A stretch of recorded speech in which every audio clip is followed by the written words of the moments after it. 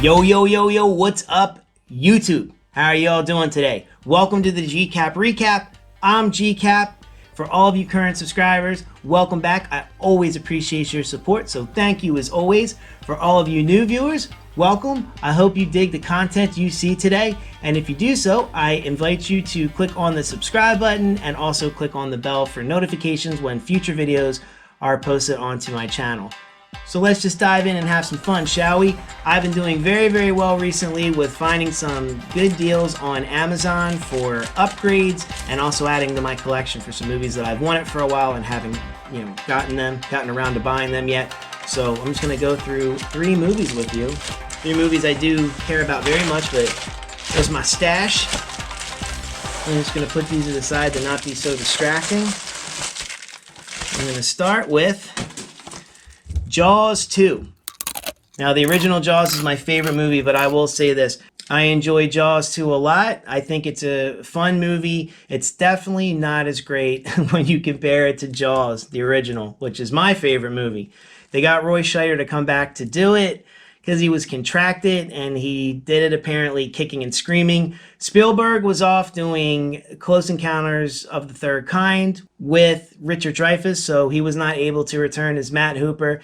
Jaws 2 is cool to me because it's basically a slasher flick, with Jaws being, a Freddy Krueger, Michael Myers, or Jason type character. Stalking a bunch of teenagers that are out sailing for the day, and he's turning their nice little trip into a nightmare.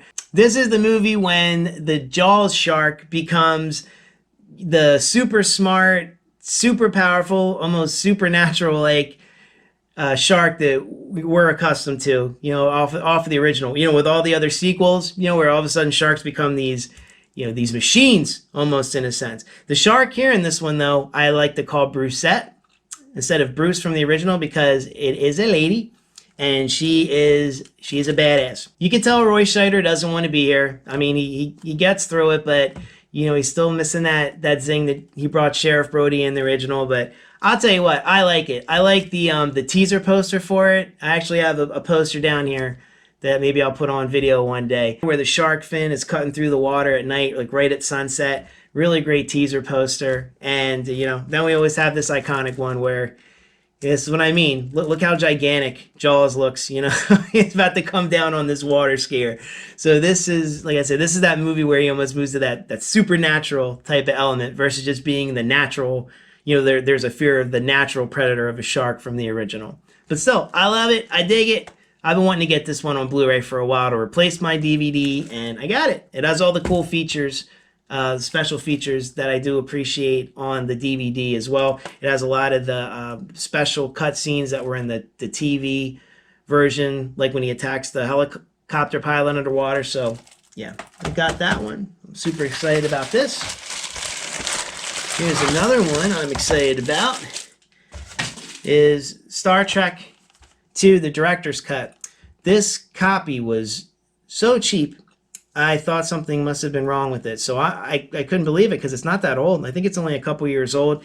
It comes with both the director's cut and the theatrical versions. Real quick backstory on this movie. A few years before Wrath of Khan came out, they released the very first ever Star Trek movie, and it was Star Trek the Motion Picture. It was a very long movie. It felt like a very long movie. The emphasis was on the special effects, not the story. I just seen it not too long ago, just for because before that I don't even remember even really seeing it. But it was a very, very boring movie. It was awful, to tell you the truth. And I'm not just saying that because it's Star Trek. Star Trek fans will probably agree with me as well that it was terrible. Critics hated it. Everybody hated it. It made a lot of money at the box office because of all the hype and all the Star Trek fans wanting to see Star Trek move from the little screen to the big screen. It was riding that Star Wars craze that Lucas created with his film. And like I said, there was so much emphasis on the special effects, not the story. The runtime was long. It made money, but overall it was panned. So any plans for a sequel seemed kind of bleak. So for Star Trek II, a director was hired that had never watched Star Trek before. They might have let him watch a few episodes just so he could become familiar with the characters. And he had happened to see this one episode from the original series that had Ricardo Montalban in it, and he played the Khan character from Wrath of Khan here. and it was left on a cliffhanger. So he really liked that episode, and he took that character, and that's where he kind of based this movie off of.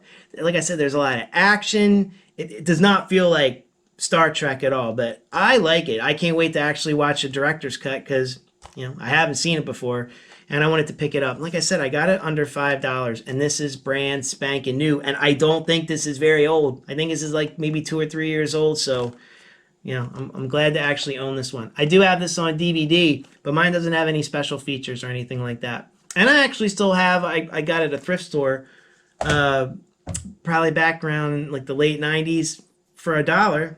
I got a VHS copy of Wrath of Khan that I still have somewhere in my storage that I've always held on to. So I do appreciate and adore that movie, but definitely time for an upgrade, I would say.